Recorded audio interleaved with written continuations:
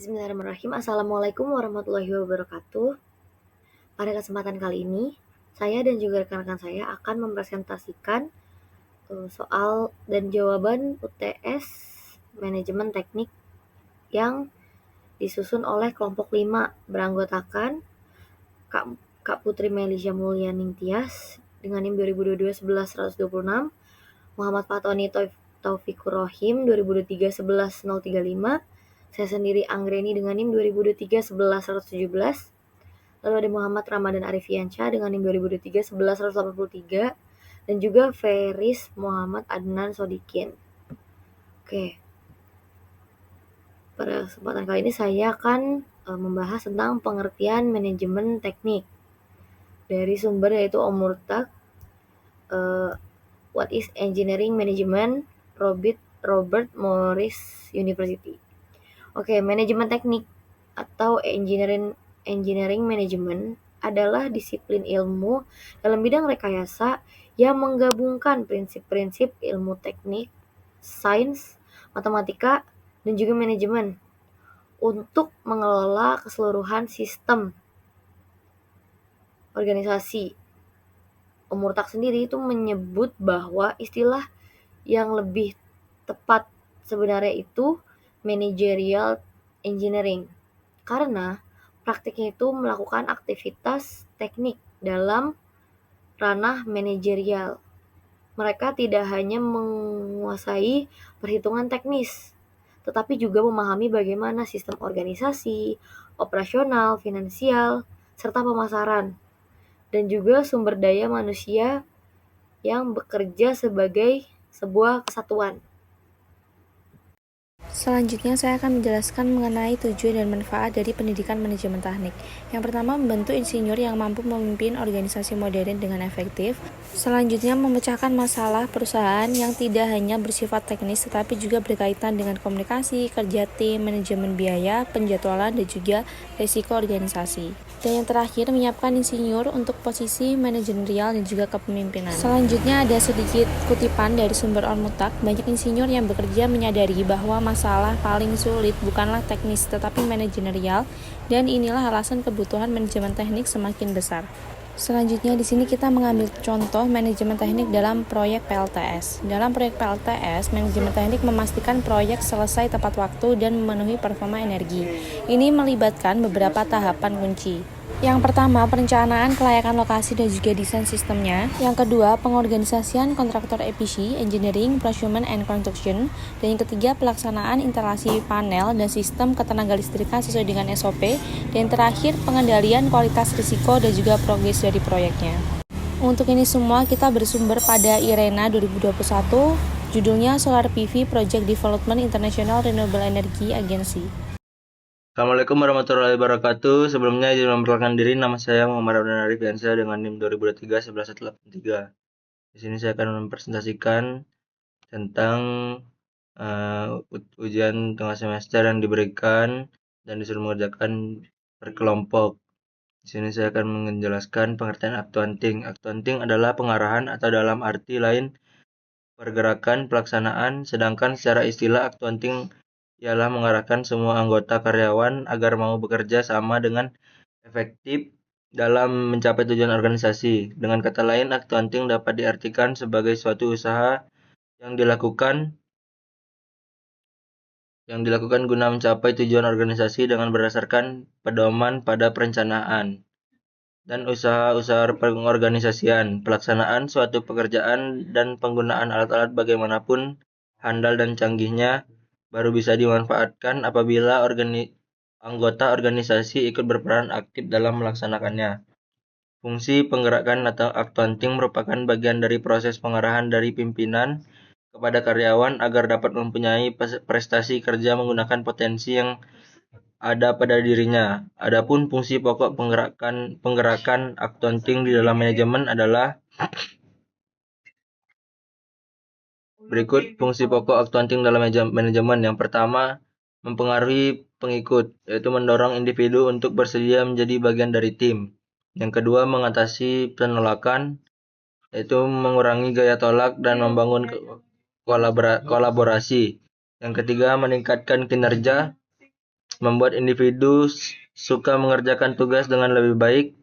Yang keempat, membangun loyalitas, memelihara dan memupuk kesetiaan pada pimpinan organisasi. Yang terakhir, menanamkan tanggung jawab, memupuk rasa tanggung jawab terhadap Tuhan, negara, dan masyarakat. Sekian presentasi dari saya. Apabila ada kesalahan kata, mohon dimaafkan.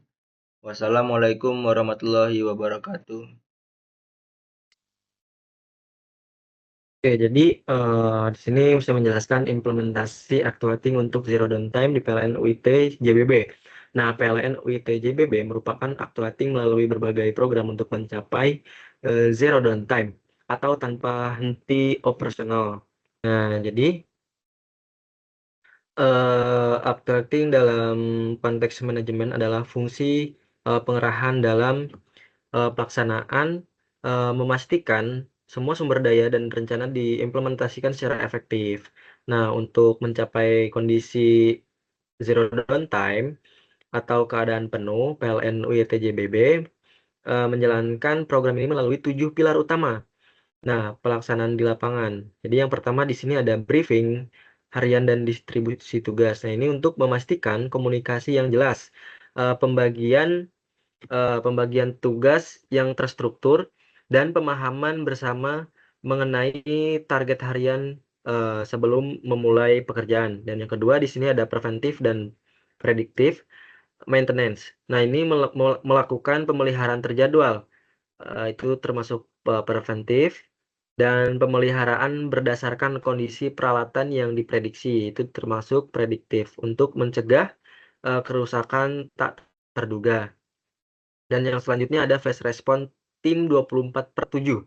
Ketersediaan tim reaksi cepat selama 24 jam sehari, 7 hari seminggu, untuk segera menangani gangguan atau masalah yang terjadi.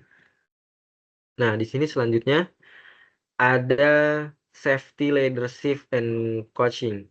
Menerapkan kepemimpinan yang berfokus pada keselamatan, memberikan pelatihan terus-menerus kepada personel untuk memastikan budaya kerja aman. Dan yang selanjutnya di sini ada digital monitoring dan SCADA.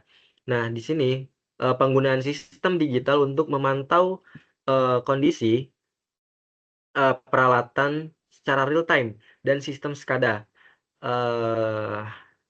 untuk mengontrol operasi jaringan dari jarak jauh.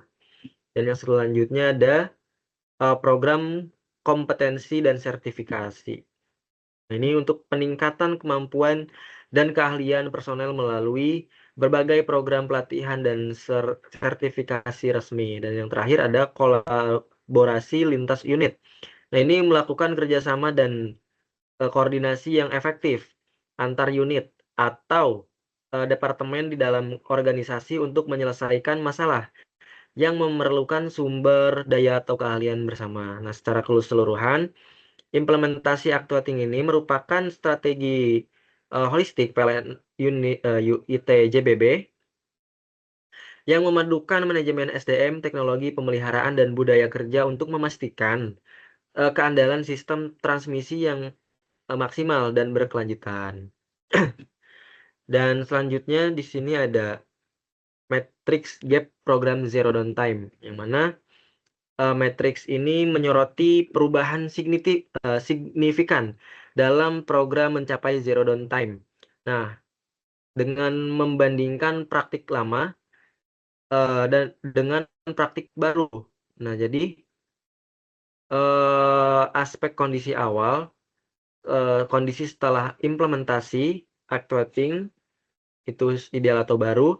Kemudian koordinasi dan komunikasi, itu reaktif.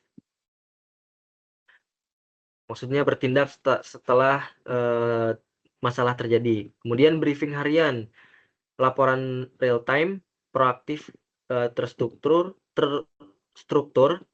motivasi dan kepemimpinan, minim arah, kurang bimbingan. Terus ada coaching dan leadership aktif, itu maksudnya bimbingan dan pengarahan terus menerus. Kemudian penugasan kerja tidak jelas. Di sini tidak terstruktur. Berbasis kompetensi itu disesuaikan dengan keahlian personal. Kemudian pemeliharaan cenderung korektif. Kemudian ada preventif dan prediktif.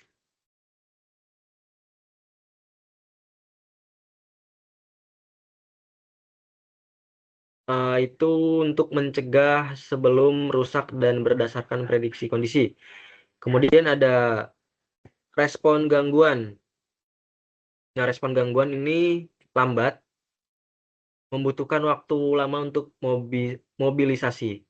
Kemudian ada fast respon 24/7. Nah, ini tim siap 24 jam per 7 hari. Kemudian di sini ada monitoring, dan dia manual, mengandalkan pemeriksaan fisik dan catatan tangan. Nah, ini untuk di sini SCADA dan IoT sensor. Nah, ini untuk otomatisasi pemantauan jarak jauh. Kemudian di sini ada ketiga, tidak konsisten. Jadi penerapannya itu tidak merata. Kemudian ada safety, leadership, and LOTO, itu wajib. Jadi keselamatan diutamakan. Lockout atau takeout wajib. Kemudian ada kompetensi SDM, pelatihan jarang. Di sini pelatihan jarang karena SDM kurang terasah. Kemudian ada pelatihan dan sertifikasi rutin, peningkatan kemampuan berkala. Nah, di sini ada dokumentasi sporadis. Ini pencatatan tidak teratur.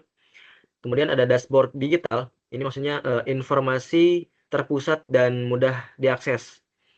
Kemudian ada keandalan gardu induk. Nah, ini rentang downtime. Jadi masuknya masih mengalami henti operasional. Kemudian ada zero downtime tercapai. Itu keandalan maksimal. Jadi dapat disimpulkan, matriks ini menunjukkan bahwa implementasi actuating yang efektif mengubah model operasional dari yang semula reaktif, manual, dan konsisten menjadi model yang proaktif. Itu berbasis kompetensi dan didukung teknologi digital seperti SCADA dan IoT. Nah, ini perubahan ini pada akhirnya membawa dampak terukur berupa peningkatan keandalan gardu induk. Nah, hingga mencapai target zero downtime.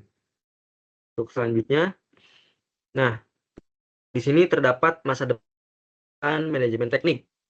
Jadi manajemen teknik terus berkembang menjadi kunci untuk menghadapi tantangan kompleks di berbagai industri dengan menggabungkan keahlian teknis dan manajerial.